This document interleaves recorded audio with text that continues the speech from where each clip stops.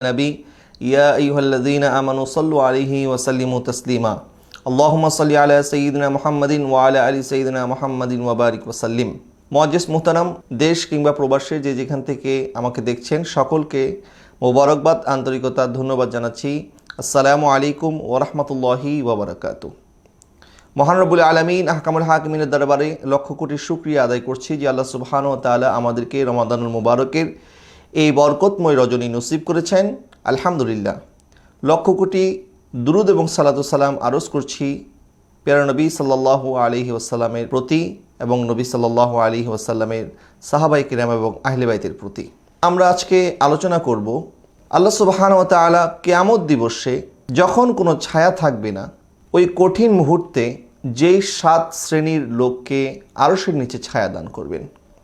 হযরত আবু হুরায়রা রাদিয়াল্লাহু তাআলা থেকে বর্ণিত, নবী করিম রউফুর রহিম সাল্লাল্লাহু আলাইহি ওয়াসাল্লাম ইরশাদ করছেন, সাবআতুন ইউযিল্লুহুমুল্লাহু ফি জিল্লিহি ইয়াওমা লা জিল্লা ইল্লা জিল্লুহু। যখন কোনো ছায়া থাকবে না, সেই কিয়ামতের কঠিন ময়দানে আল্লাহ সুবহানাহু ওয়া তাআলা 7 শ্রেণীর মানুষকে আরশের নিচে ছায়া দান করবেন। ওই 7 শ্রেণীর ব্যক্তি কারা, সেই বিষয়ে আজকে আমরা আলোচনা করব ইনশাআল্লাহ তাআলা আযজা ওয়া জাল্লা। কিয়ামত সম্পর্কে আল্লাহ সুবহানাহু ওয়া তাআলা আমাদেরকে কি বলছেন? পবিত্র কোরআনুল কারীমে কিন্তু কিয়ামত সংক্রান্ত অসংখ্য বিষয়, অসংখ্য আলোচনা, অসংখ্য আয়াতে কারিমা দ্বারা আল্লাহ সুবহানাহু ওয়া তাআলা কিয়ামত সম্পর্কে আমাদেরকে সতর্ক করেছেন। এবং সেই ভয়াবহ দিনে, যেই দিন ইয়াউমা ইয়াফিরুল মারউ মিন আখিহি ওয়া উম্মিহি ওয়া আবিহি ওয়া সাহিবাতিহি ওয়া বানিহি, আল্লাহ সুবহানাহু ওয়া তাআলা বলছেন যেদিন মা বাবা সন্তানকে দেখলে পালিয়ে যাবে, সন্তান মা বাবাকে দেখলে পালিয়ে যাবে, স্বামী স্ত্রীকে দেখলে পালিয়ে যাবে। সেই ভয়াবহ দিন, কঠিন দিন, যেই দিনের দৈর্ঘ্য সম্পর্কে, দিনটা কত বড় হবে, আল্লাহ সুবহানাহু ওয়া তাআলা বলছেন কানা মিকদারুহু 50 আলফা সানা, সেই দিনটি হবে 50,000 বছরের সমান। সেই দিন যেন আল্লাহ সুবহানাহু ওয়া তাআলা যাদেরকে ছায়া দান করবেন, আমরা যেন তাদের অন্তর্ভুক্ত হতে পারি। এবং সেই জন্য আমাদের তো প্রস্তুতি নেওয়া উচিত। যখন আমরা দেখি কোনো জায়গায় ত্রাণ দেওয়া হচ্ছে, সামান্য ত্রাণের জন্য মানুষ হাহাকার করে, মানুষ লাইন ধরে দাঁড়াতে বলা হয় যে আপনার লাইন ধরে দাঁড়ান, কিন্তু দেখা যায় যে ত্রাণ অল্প, মানুষ বেশি, তখন ছোটাছুটি শুরু হয়ে যায়, কে কার আগে সেই ত্রাণটা ছিনিয়ে নেবে। তো দুনিয়ার সামান্য ত্রাণ নেওয়ার জন্য যদি এই অবস্থা হয়, আপনি যদি একটা খোলা মাঠে চলে যান, দেখলেন যে মাঠের মধ্যে কোনো ছায়া নাই, দূরে একটা গাছ দেখা যায়, ওই গাছের নিচে সামান্য ছায়া পাওয়া যাবে, মানুষজন কিন্তু সবাই সেই গাছের নিচে ভিড় করবে। এমনটা যদি হয় যে মানুষের ভিড় এত বেশি, গাছের নিচে ছায়া পাওয়ার জন্য মানুষের ভিড় বাড়তে লাগলো, তখন কিন্তু মারামারি শুরু হয়ে যাবে যে কে কিভাবে সেখানে দাঁড়িয়ে ছায়া নিতে পারে। দুনিয়ার সামান্য রোদ আমাদের সহ্য হয় না, দুনিয়ার সামান্য গরম আমরা সহ্য করতে পারি না। সামান্য যখন ইলেকট্রিসিটি চলে যায়, যখন ফ্যানগুলি বন্ধ হয়ে যায়, তখন আমরা গরমে অস্থির হয়ে যাই। যখন টেম্পারেচার বেড়ে যায়, তখন আমরা এসি চালু করে দিই।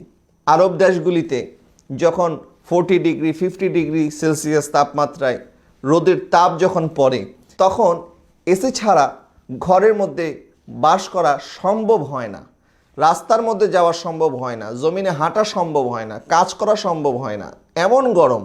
দুনিয়ার মধ্যে যদি এই অবস্থা হয়, দুনিয়ার সূর্য আমাদের থেকে 1000 কোটি মাইল দূরে, দুনিয়ার সূর্য যখন তাপ দেয়, তখন জমিনটা, মাটি ওই তাপটাকে চুষে ফেলে, যার কারণে জমিন, মাটি গরম হয় না, কারণ ওই তাপকে মাটি চুষে ফেলে।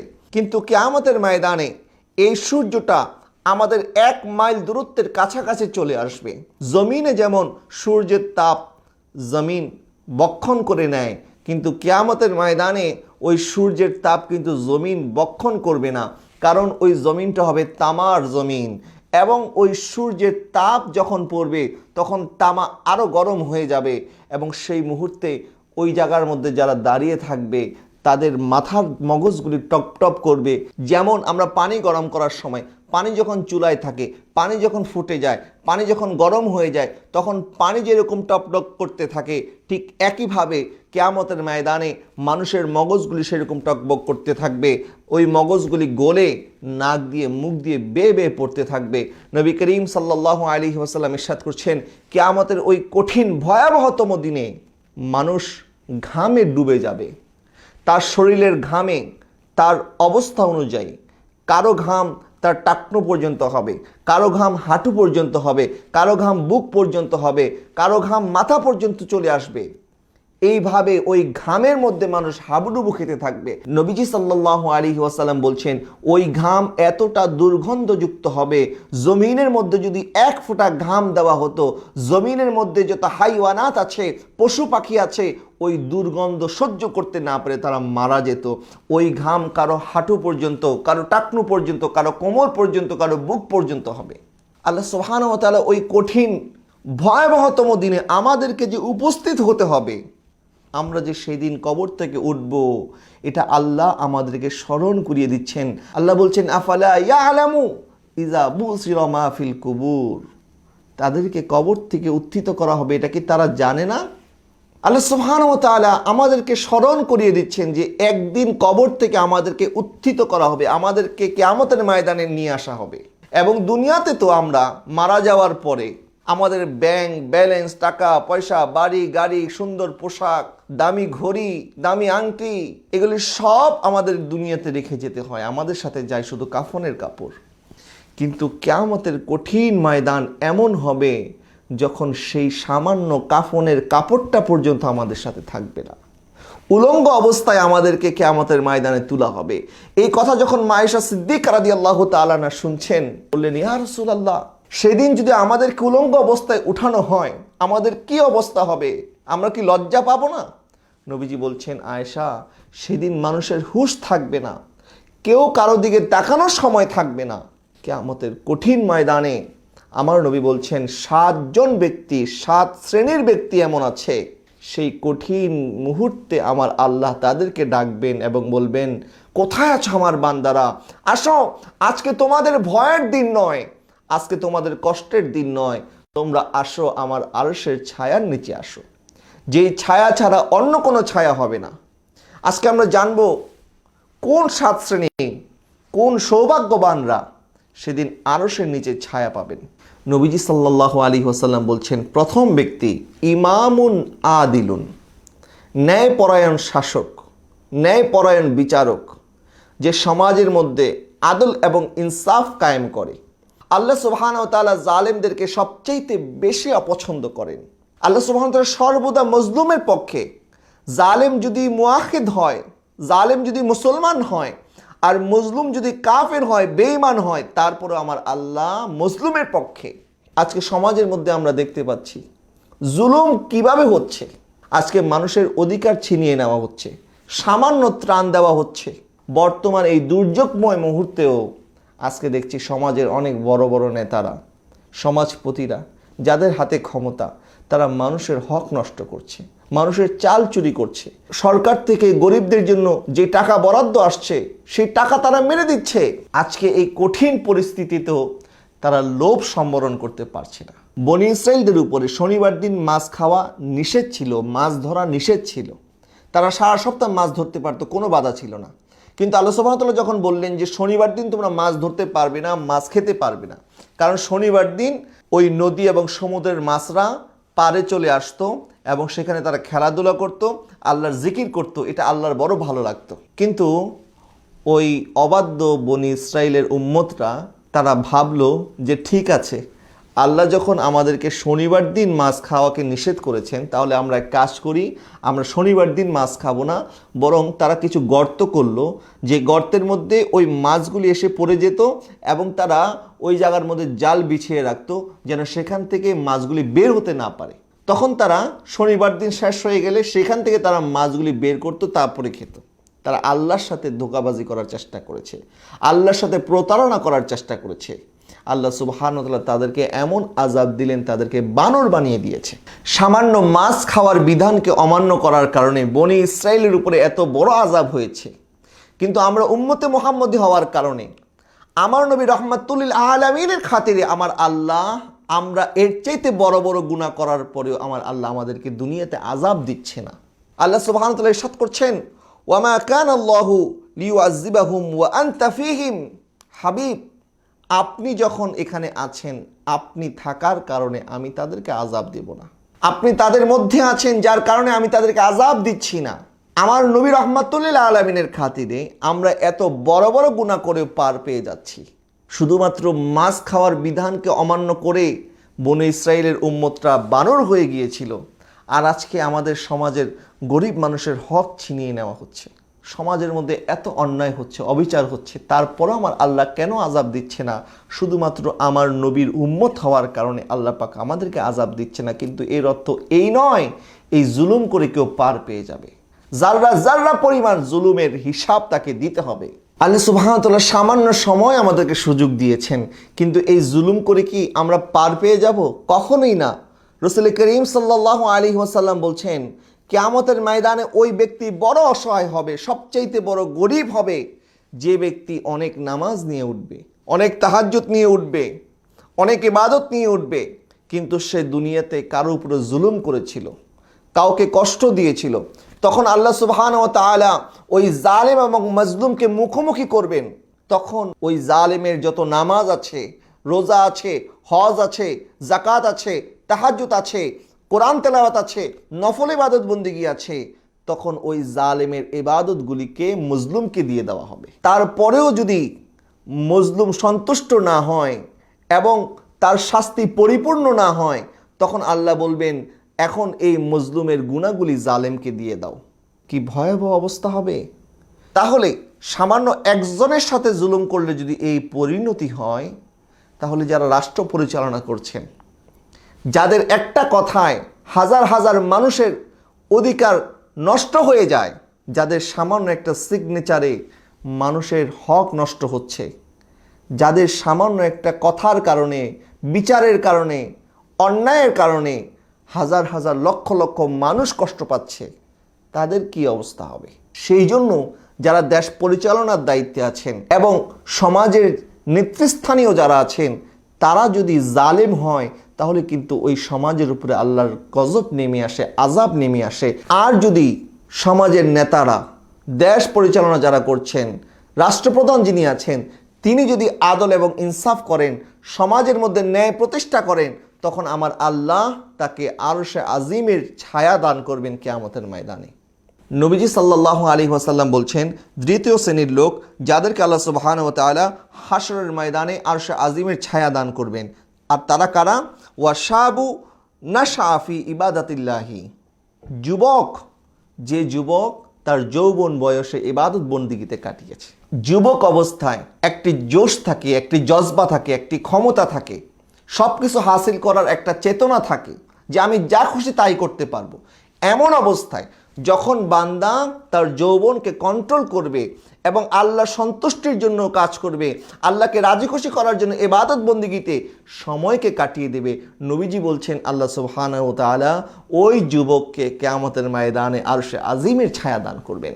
যুবক অবস্থায় আমাদের অনেক শক্তি থাকে, আমাদের কোনো কাজ করার জন্য অনেক স্পৃহা থাকে, স্পিড থাকে, গুনাহ করার খায়েশ থাকে, কিন্তু এত খায়েশ থাকার পরেও, শক্তি সামর্থ্য থাকার পরেও আমরা যখন নিজেদেরকে আল্লাহর ভয়ে গুনাহ থেকে হেফাজত করতে পারি, আমরা যখন গুনাহ থেকে ফিরে আসি, তখন আমার আল্লাহ এতটা খুশি হয়ে যান। আমার নবী বলছেন, যুবক যখন তওবা করে তখন খুশিতে আল্লাহর আরশে আজিম ঝুমে ওঠে। আল্লাহ সুবহানাহু ওয়া তাআলা এত খুশি হন, বৃদ্ধ অবস্থায় তওবা করলেও আল্লাহ খুশি হয়, যে কোনো সময় তওবা করলে আল্লাহ খুশি হয়, কিন্তু অন্যান্য সময়ের তুলনায় অনেক গুণ বেশি খুশি হয় যখন যুবক অবস্থায় তওবা করে। নবী রাসূল ছাড়া বনি আদমের সবাই গুনাহ করে। নবীজি বলছেন, কুল্লু ইবনে আদম খাত্তাউ ওয়া খায়রুল খাত্তাইন আত-তাওয়াবুন। প্রত্যেক বনি আদম ভুল করে থাকে, কিন্তু উত্তম ভুলকারী হচ্ছে যারা তওবা করে, যারা ভুলকে স্বীকার করে নেয় যে আল্লাহ আমার ভুল হয়ে গেছে, আল্লাহ সুবহানাহু ওয়া তাআলা বান্দার তওবা এত পছন্দ করেন, আল্লাহ পাক কত দ্রুত বান্দার তওবা কবুল করেন, রাসূল করিম সাল্লাল্লাহু আলাইহি ওয়াসাল্লামের এই হাদিস থেকে আমরা স্পষ্ট বুঝতে পারবো। সহিহ ইবনে হিব্বান, মুস্তাদরাকে হাকিম, বাইহাকি সহ অসংখ্য হাদিসের কিতাবে এই হাদিস শরীফটি এসেছে। রাসূল করিম সাল্লাল্লাহু আলাইহি ওয়াসাল্লাম বলছেন, বনী ইসরাইলের এক লোক ছিল যার নাম ছিল কাফিল। এই ব্যক্তি এত খারাপ ছিল, এত গুনাহগার ছিল যে সে প্রত্যেক রাতে এক একজন নারীর সাথে অবস্থান করত, জিনা করত, জিনায় লিপ্ত হতো, গুনায় লিপ্ত হতো। এক রাতে সে 60 দিরহাম খরচ করে এক মহিলাকে কিনে নিয়ে এসেছে। ওই সময় 60 দিরহাম যদি বর্তমানের সাথে আমরা হিসাব করি তাহলে প্রায় লক্ষাধিক টাকা বোঝাবে। এত টাকা খরচ করেছে শুধুমাত্র এক রাত্রি ওই মহিলার সাথে থাকার জন্য। যখন সে ওই মহিলার কাছে গেল, দেখছে ওই মহিলা কান্না করছে। সে জিজ্ঞেস করলো, কেন তুমি কান্না করছো? সে বলছে, আমি অনেক সম্ভ্রান্ত পরিবারের মেয়ে, কিন্তু আমি এই কাজ করার জন্য এই জন্য এসেছি, আমি ক্ষুধার যন্ত্রণা সহ্য করতে পারছি না, শুধুমাত্র ক্ষুধা নিবারণের জন্য আমি এই কাজ করতে বাধ্য হয়েছি। তখন এই কান্না দেখে ওই কাফিলের অন্তরের মধ্যে মায়া হলো এবং সে বলল, আমি তোমার কোনো ক্ষতি করব না, তুমি এখন থেকে আমার বোন, আমি তোমার সাথে গুনায় লিপ্ত হব না, তুমি চলে যাও এবং আল্লাহর কাছে দোয়া করো, আল্লাহ যেন আমাকে মাফ করে দেয়, আমি অনেক বড় গুনাহগার, আমি অনেক বড় পাপী। তখন ওই মহিলাকে সে যেতে দিয়েছে। ওই মহিলা ঘরে চলে গেছে নিরাপদে। আর এই দিক দিয়ে তারও মৃত্যুর সময় হয়ে গেছে, আজরাইলও চলে এসেছে, তার জান কবজ হয়ে গেছে। ওই রাতেই সে মারা গেছে। রাতে যখন মারা গেল, সকালে মানুষজন যখন জানলো সে মারা গেছে এবং মানুষজন জানতো সে অনেক বড় পাপী, অনেক বড় জেনাখোর, অনেক খারাপ লোক, অনেক বড় গুনাহগার, তার জানাজা দেওয়ার জন্য, কাফন দাফনের জন্য কেউ আসবে এটা কেউ কল্পনাও করে নাই। কিন্তু দিনের বেলায় যখন তার ঘরের সামনে সবাই উপস্থিত হলো, তখন দেখলো তার দেয়ালের মধ্যে গাইবি থেকে কেউ লিখে রেখেছে, ইন্নাল্লাহা কদ গফারা লিল কাফিল, নিশ্চয়ই আল্লাহ সুবহানাহু ওয়া তাআলা কাফিলকে ক্ষমা করে দিয়েছেন। তাহলে সামান্য একটা তওবা আমার আল্লাহ সুবহানাহু ওয়া তাআলা এত পছন্দ করেছেন যে আমার বান্দার হাতে ক্ষমতা ছিল, আমার বান্দা চাইলে পারত এই নারীকে ভোগ করার জন্য, কিন্তু বান্দা আমি আল্লাহকে ভয় করেছে, আমার এই বান্দিকে সে ছেড়ে দিয়েছে। আমার আল্লাহর কাছে এই তওবাটা, এই আমলটা এত পছন্দ হয়ে গেছে যে তার সারা জীবনের গুনাহ আমার আল্লাহ সুবহানাহু ওয়া তাআলা মাফ করে দিয়েছেন। তাহলে বনী ইসরাইলের উম্মতের যদি এই অবস্থা হয়, আমরা নবীর উম্মত, সেই নবী যিনি রহমাতুল লিল আলামিন, সেই নবী যিনি সমস্ত নবীদের নবী, সমস্ত নবীদের ইমাম, আমরা উম্মতে মুহাম্মদী হওয়ার পরে আমরা যদি যুবক অবস্থায় তওবা করি, আমরা যদি যুবক অবস্থায় আল্লাহ সুবহানাহু ওয়া তাআলার ইবাদত বন্দেগীতে কাটিয়ে দেই, আমার আল্লাহ কতটা খুশি হবেন। নবীজি বলছেন, ওই যুবককে আমার আল্লাহ কিয়ামতের ময়দানে আরশের ছায়া দান করবেন। 3 নাম্বার, নবীজি বলছেন, ওয়া রাজুলুন কলবুহু মুআল্লাকুন ফিল মাসাজিদ, ওই ব্যক্তি যার কলবটা সব সময় মসজিদের সাথে আটকিয়ে থাকে। আজকে যখন এই লকডাউনের কারণে আমরা মসজিদে যেতে পারছি না, আমাদের অন্তর কিন্তু কান্না করছে যে কখন মসজিদে যাব, কখন মসজিদে গিয়ে নামাজ আদায় করব। জুমা পড়তে পারছেন না অনেক দেশের মুসল্লিরা, তাদের অন্তর কান্না করছে। পবিত্র রমাদানুল মুবারক চলছে, ইতিকাফের সময় চলছে, কিন্তু মসজিদে যাওয়ার সুযোগ আমাদের হচ্ছে না। এই যে অন্তরের ভিতরে মসজিদের প্রতি এই আগ্রহ, আমার নবী বলছেন, যাদের অন্তর মসজিদের সাথে লেগে থাকে, আমার আল্লাহ কিয়ামতের ময়দানে তাকে আরশের ছায়া দান করবেন। নবীজি সাল্লাল্লাহু আলাইহি ওয়াসাল্লাম যখন মেরাজে গিয়েছেন, মেরাজে যাওয়ার পরে দেখছেন, রজুলুন মুগাইয়াবু ফি নূরিল আরশ, এক ব্যক্তি আরশের নূরে ঢেকে পড়ে আছে, অর্থাৎ তার চতুর্দিকে শুধু নূর আর নূর, নূর আর নূর। ওই নূরের কারণে ওই ব্যক্তিকে স্পষ্ট বোঝা যাচ্ছে না। নবীজি বলছেন, এটা কোন ব্যক্তি? তখন জিবরাইল আলাইহিস সালাম বলছেন, সেই কোনো নবীও নয়, সে কোনো শহীদও নয়, কিন্তু তার 3টা কাজ আল্লাহর এত পছন্দ হয়ে গেছে যে আল্লাহ সুবহানাহু ওয়া তাআলার আরশে আজিমের নূর তাকে ঢেকে রেখেছে। ওই 3টি কাজ কি ছিল? জিবরিল আলাইহিস সালাম বলছেন, 1 নাম্বার, তার জবান সবসময় আল্লাহর জিকিরে মশগুল থাকতো, জবান দিয়ে সবসময় আল্লাহর প্রশংসা করত, জিকির করত, তাসবিহ জপত। আর 2 নাম্বার, ওয়া কলবুহু মুআল্লাকুন বিল মাসাজিদ, আর তার অন্তরটা সবসময় মসজিদে লেগে থাকতো। কিছু মানুষ আছে দেখবেন যে সবসময় কোথাও পাওয়া যাক আর না যাক, মসজিদে তাকে পাওয়া যায়, মসজিদের সাথে তার সম্পর্ক। নবীজি বলছেন, তোমরা মসজিদে যাবে তাড়াতাড়ি, আসবে দেরি করে, আর বাজারে যাবে দেরি করে, আসবে তাড়াতাড়ি। কিন্তু দুঃখজনক বিষয় হচ্ছে, আমরা মসজিদে যাই দেরি করে, আসি তাড়াতাড়ি, আর বাজারে যাই তাড়াতাড়ি, আসি দেরি করে। আমরা নবীজির হাদিসের উল্টা আমল করছি। কিন্তু এর মধ্যেও কিছু মানুষ আছে যারা দেখবেন মসজিদে গিয়ে বসে থাকে, এক ওয়াক্তের নামাজ শেষ হয়ে গেলে আরেক ওয়াক্তের নামাজের জন্য অপেক্ষা করতে থাকে। নবীজি বলছেন, রজুলুন কলবুহু মুআল্লাকুন ফিল মাসাজিদ, ওই ব্যক্তি যার অন্তরটা সবসময় মসজিদের সাথে লেগে থাকে, ওই ব্যক্তিকে কিয়ামতের ময়দানে আমার আল্লাহ আরশে আজিমের ছায়া দান করবেন। নবীজি সাল্লাল্লাহু আলাইহি ওয়াসাল্লাম মেরাজে যে ব্যক্তিকে আরশের নূরে ঢেকে থাকতে দেখেছে, তার 3 নাম্বার আমল কি ছিল? জিবরিল আলাইহিস সালাম বলছেন, এই ব্যক্তি এমন কোনো কাজ করে নাই যার কারণে তার মা বাবা গালি শুনতে হয়েছে। অর্থাৎ অনেক সময় অনেক সন্তানের কারণে কিন্তু মানুষজন মা বাবাকে গালি দেয় যে এমন সন্তান জন্ম দিয়েছে যে এই কুকর্মটা সেই করেছে, তখন ওই সন্তানের খারাপ কাজ করার কারণে মা বাবা গালি শুনে। এবার আসি 4 নম্বর ব্যক্তি সম্পর্কে, যার ব্যাপারে আমার নবী বলেছেন যে ব্যক্তি আরশে আজিমের ছায়া পাবে। নবীজি বলছেন, ওয়ারাজুলানে তাহাব্বা ফিল্লাহি ইজতামা আলাইহি ওয়া তাফাররাকা আলাইহি। আমরা জমিনের মধ্যে অনেকের সম্পর্ক এরকম দেখি যাদের সাথে মানুষের কোনো টাকা পয়সার লেনদেন নাই, ব্যবসা বাণিজ্যের লেনদেন নাই, আত্মীয়তার লেনদেন নাই, রক্তের কোনো সম্পর্ক নাই, কিন্তু একজন আরেকজনকে মনে হয় জীবনের চাইতে বেশি ভালোবাসে। কারণ হচ্ছে কি? কারণ একমাত্র আল্লাহর সন্তুষ্টি লাভ করা, কাউকে আল্লাহর সন্তুষ্টির জন্য ভালোবাসা। আল হুব্বু ফিল্লাহ ওয়াল বুগযু ফিল্লাহ, আল্লাহর সন্তুষ্টি অর্জনের জন্য কাউকে ভালোবাসা এবং আল্লাহর সন্তুষ্টির উদ্দেশ্যে কাউকে অপছন্দ করা। নবীজি সাল্লাল্লাহু আলাইহি ওয়াসাল্লাম বলছেন, যখন কোনো 2 আল্লাহর বান্দা একত্রিত হয় আল্লাহ সন্তুষ্টি লাভের আশায় এবং তারা পৃথক হয় আল্লাহ সন্তুষ্টি লাভের আশায়, তখন আমার আল্লাহ ওই ব্যক্তির উপরে এতটা রাজি খুশি হয়ে যান, কিয়ামতের কঠিন মুহূর্তে আল্লাহ সুবহানাহু ওয়া তাআলা আরশে আজিমের নিচে তাকে ছায়া দান করবেন। 5 নম্বর ব্যক্তি যে আরশে আজিমের নিচে ছায়া পাবে, নবীজি বলছেন, রজুলুন দাওয়াতহু ইমরাতুন জাতু মানসাবিন ওয়া জামালিন ফাকালা ইন্নী আখাফুল্লাহ। নবীজি সাল্লাল্লাহু আলাইহি ওয়াসাল্লাম বলছেন, যখন কোনো সুন্দরী মহিলা কোনো মানুষকে দাওয়াত দেয় গুনাহ করার জন্য এবং সেই গুনাহ থেকে নিজেকে হেফাজত করে এবং সেই ব্যক্তি বলে ইন্নী আখাফুল্লাহ, আমি আল্লাহকে ভয় করি, তখন আমার আল্লাহ ওই বান্দার প্রতি এতটা রাজি খুশি হয়ে যায়, আমার আল্লাহ তাকে আরশে আজিমের নিচে ছায়া দান করবে। মানুষ তো সৌন্দর্যের পিছনে দৌড়ায়, ওই সৌন্দর্য যখন আপনার কদমে চলে আসবে, আপনাকে উপভোগ করার জন্য যখন সে নিজেই প্রস্তাব করবে, ওই সময় যদি নিজেকে হেফাজত করা যায়, আমার নবী বলছেন ওই ব্যক্তিকে আমার আল্লাহ সুবহানাহু ওয়া তাআলা হাশরের ময়দানে আরশে আজিমের ছায়া দান করবেন। আমরা দেখেছি জুলেখা কিভাবে ইউসুফ আলাইহিস সালামকে গুনার দিকে দাওয়াত দিয়েছিল।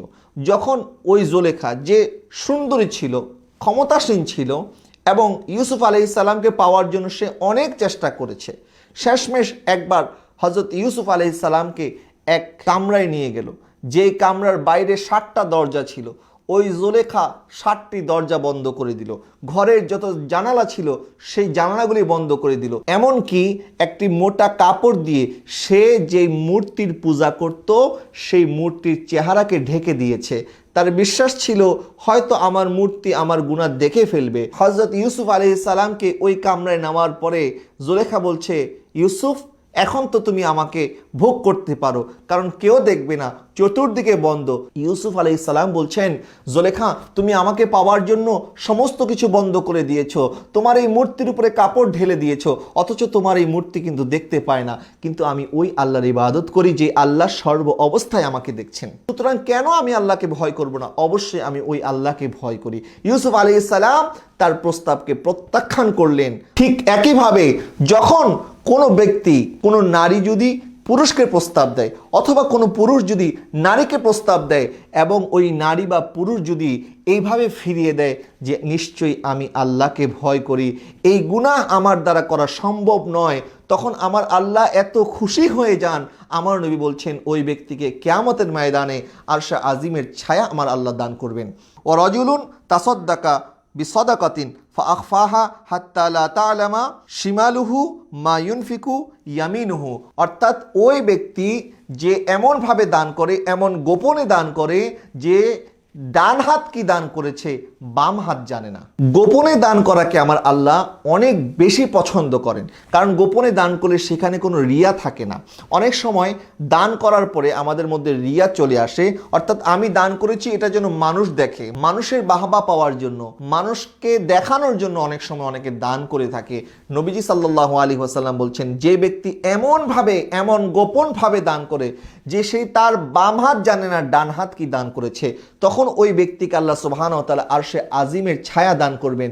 কিন্তু আমরা দেখতে পাই শরীয়তের মধ্যে কিন্তু প্রকাশ্যে দান করাকে নিষেধ করা হয় নাই, বা এই দান কবুল হবে না এই কথা বলা হয় নাই, বরং আল্লাহ সুবহানাহু ওয়া তাআলা বলছেন, আল্লাযীনা ইয়ানফিকুনা আমওয়ালাহুম বিল-লাইলি ওয়ান-নাহারি সিররান ওয়া আলানিয়াতান ফালাহুম আজরুহুম ইনদা রাব্বিহিম ওয়া লা খাউফুন আলাইহিম ওয়া লা হুম ইয়াহজানুন।